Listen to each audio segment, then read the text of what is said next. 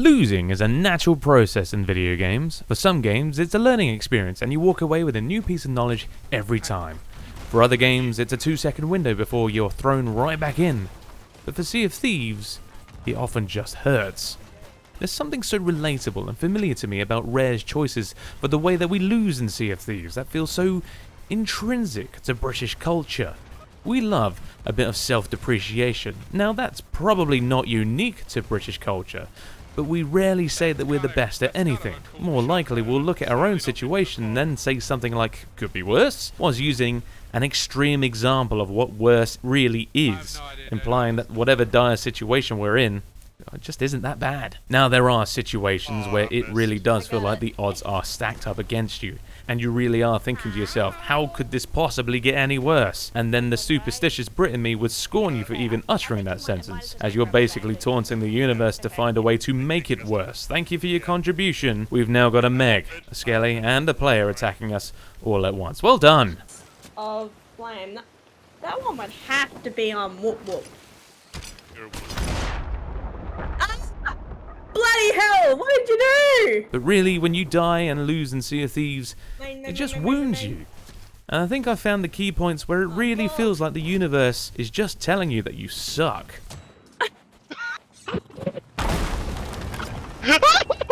Sea of Thieves pirate-to-pirate combat is a fickle beast. Like all online games, there are desync issues, which really rear that ugly head of theirs just when you least need it to. Or arguably, it's just a skill issue. You have the advantage, but somehow you miss that one-shot blunder as they turned around just in the nick of time, and you receive a faceful with pinpoint accuracy. Hit reg, food reg, just about anything reg. Sea of Thieves is notorious for not lining up with what you're expecting. Despite Rare's attempts to get rid of double gunning, people have found ways to get around it, and double gunning is back in full swing. Oh, very nice double gunning. Animation cancels are still there, but for all the animation cancels there are, food reg is probably the worst.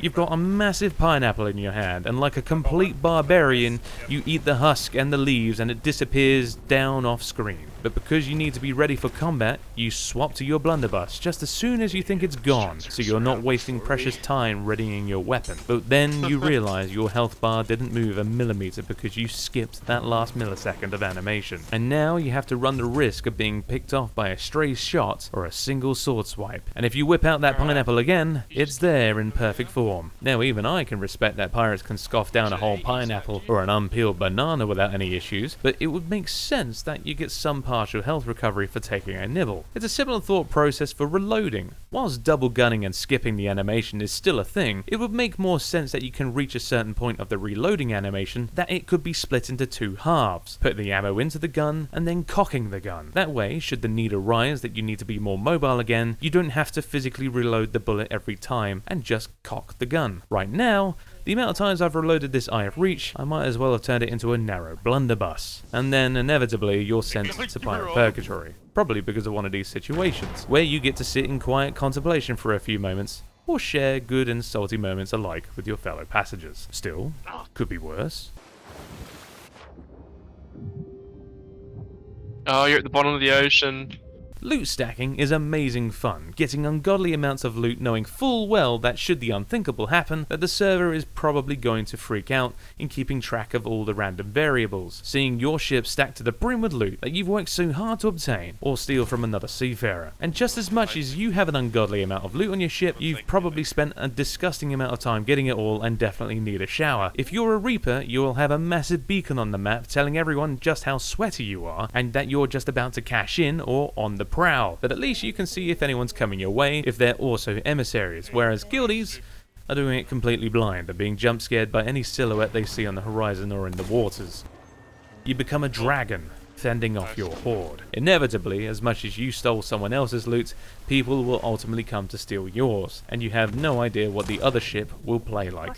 Will they board? Will they naval? Played their mask once, they one-balled me. Is luck on your side? Why did you get krakened? Did you say it could be worse? Normally after a certain period of time, world events come your way, almost in a bid to say that you haven't had any naval action in a while. Here's a treat. Not just standing around. And it just came up and it left. As with most things, they tend to come at the worst time, and the other player unless it's a skeleton ship, can more or less give you huge pressure as long as they don't provoke any of the monsters themselves. So you're now in a scramble, trying to do what you can to prevent your own and your ship's demise. The realization here is that you only care so much because you want the reward. You spent so much time doing it. You've invested in this voyage. If the ship was empty, you'd be playing with reckless abandon. But you've slaved away for so long for someone to try and come along and try and nab the spoils now, right at the very end. What? Fuck, what happened Did you there? blow that up? No? Oh, was that the banana on the stove? The panic sets in, dodging cannonballs, plugging holes. Your ship is loaded with a variety of cannibals that you should have the upper hand to be able to defend yourself. You have a gourmet of food that health regen should be able to counter any splash damage coming your way. With confidence on your side, you've managed to stave off any incoming boards and attacks, and take to the cannons once more. Things aren't going so bad after all. They could have been much worse. Oh no. Getting sunk in Sea of Thieves is like going through the several stages of grief in rapid succession. There are plenty of indicators telling you that things are not going your way. Your ship is on fire, your mast has collapsed, and you're knee-deep in water at the map table as the ship groans due to the sheer bloating it's going through. Things are looking bleak, but you know you can save it. You've come back from worse. You start bucketing, throwing the ocean back outside the hole where it belongs and plugging as best as you can, hoping for a moment's respite. Things could be... And then you hear it. The sound that everyone dreads. It's over. Any hard work you put into the game has just been washed away, and you begin the slow realization that you're stranded in the middle of the ocean, shortly followed by the black screen of a respawn. And that's just the gong. But the game sometimes likes to torment you a bit, by giving you a bit of hope. If you are dispatched just moments before the ship's untimely end, then the game sometimes spawns you back in, roughly about 10 meters away from your ship.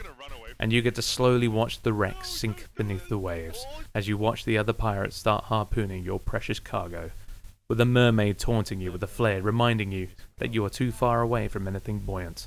It's moments like these where you're given a choice, to take out your frustrations on the local wildlife, or to try and get that last-minute piece of revenge. And the big brain calculations kick in on how you can do it. More often though, the moment you start climbing the ladder, you're greeted with a blunderbuss, and your intentions are dashed. Guys, I do not want to do fighting in a vale. That's a piece of shit.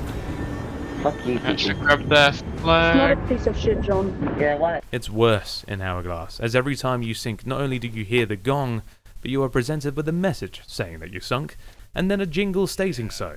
Then shortly followed by an unskippable cutscene of your sad ship completely wrecked below the waves. The pain only deepens as you can see in the top left that your treasure is being so generously donated to the other pirate ship, knowing they're enjoying your spoils. You weigh up your options of going in fresh and trying to regain some of your lost honor, or to let it pass. As you respawn once more from the Ferry of the Damned, where either you're waking up at an inn or at a remote island, you look at your now resurfaced ship, all war-torn and ragged. Think of all the good times you had, and how you could have been a legend amongst the seas, but it wasn't to be. And you scour the island once more, considering what to do next. Some play it. What?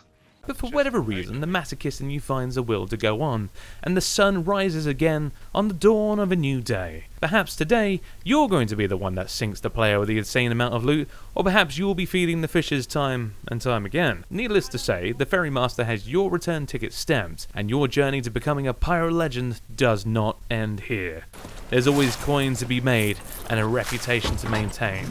So don't let these trips to the Ferry of the Damned tax your spirit too much. It's ironically part of the circle of life here on the Sea of Thieves. Just remember that this game was made by British people who hate themselves so much, as we all do as a nation, that we just want to share this experience with you firsthand. Unfortunately, our other known perk is having a supposed stiff upper lip for this type of stuff, and that's bloody hard to maintain. Hang on, I'm getting in position. Come over I here to mean- help you with the retard. What are you doing, huh? Alright? Dude, you're just getting involved in the Hourglass. Fuck off. Well, what do you mean? What do you mean, what do I mean? What are you talking about, cunt? Anyway, composure, deep breath, back on board. Just remember, it could be worse. Oh, Rare, that's just mean. Beware, beware, the reapers of the sea. Beware, I heard him cry. His words carried upon the ocean breeze as they rose from beneath the tide. Why here, why now, a kraken of the sea, a Meg, and a Skelly too. We watch our ship as it falls beneath the waves. There goes our precious loot. Holy crap. I can see why they were so persistent to stay alive.